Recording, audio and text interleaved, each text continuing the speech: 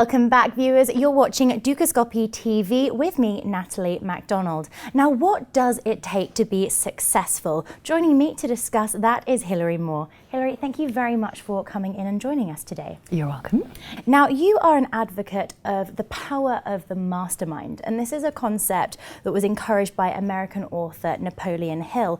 For those unfamiliar with this idea, talk us through a little bit more what this means, and also similarly what you think it takes to be successful within the business arena.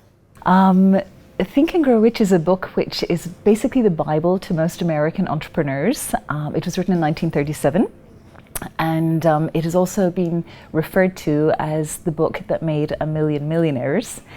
And it was written by a lawyer called Napoleon Hill, who was commissioned by Andrew Carnegie, who was America's wealthiest man at the time. And he said to Napoleon Hill, "I will open the doors for you to interview America's 500 most successful businessmen.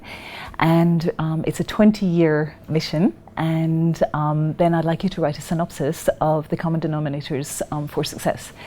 And the book has sold many millions of copies, and basically it's a condensed version of just the mindset and attitude that is necessary for success. And the power of the mastermind is all about basically just the team that you would choose to surround yourself with in any business challenge. And Andrew Carnegie, who, as I said, was America's richest man at the time, said that his most important asset to him in his whole business career was this mastermind, and that was basically the one thing to which he could attribute the most of his success. And he has a whole chapter actually devoted to the mastermind in this book, and he talks about just how important it is to select a small group of people around you who are all working to a common aim. And everybody has to be incredibly positive. Nobody is ever allowed to say anything untoward about the people that they're working with, or it's just positive input all the time. And when you get a group of people working together towards a common goal, the effect actually is exponential, and it goes way beyond say 5 individuals working on a project. So. You mentioned that the book was published in 1937.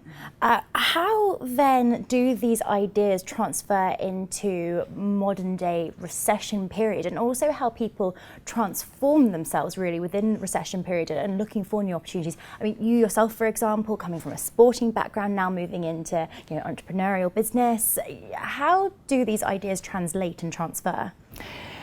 That's a good question, and actually 1937 seems like a long time ago. The book was actually written after the Depression in 1929, where there were a lot of people who really were in a terrible situation economically, and yet there were people who became very, very wealthy at this time because they were opportunists, and there were people who saw opportunity in Depression times.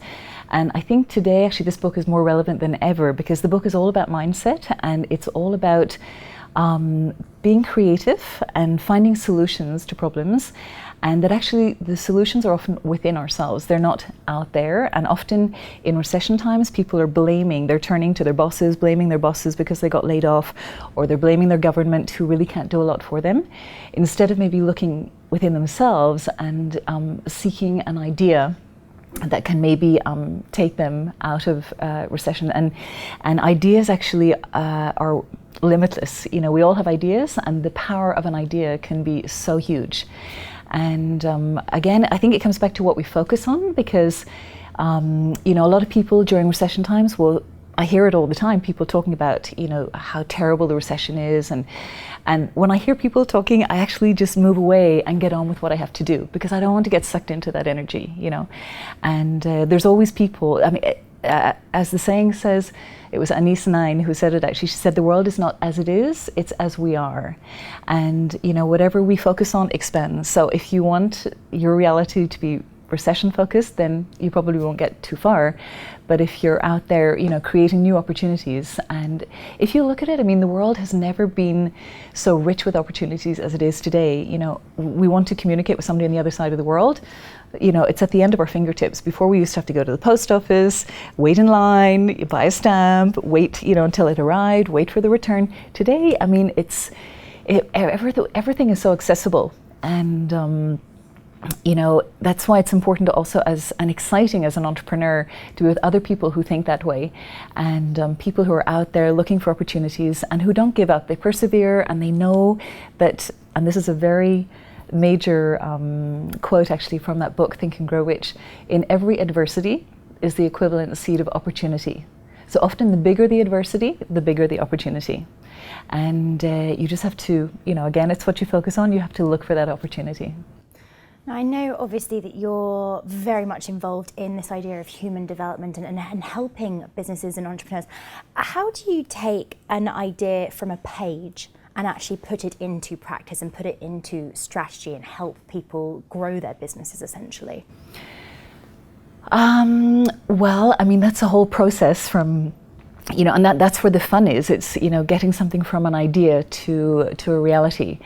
And, there are some people that are idea orientated and other people that are implementation orientated. And it's a question of those people coming together and making something happen as a team.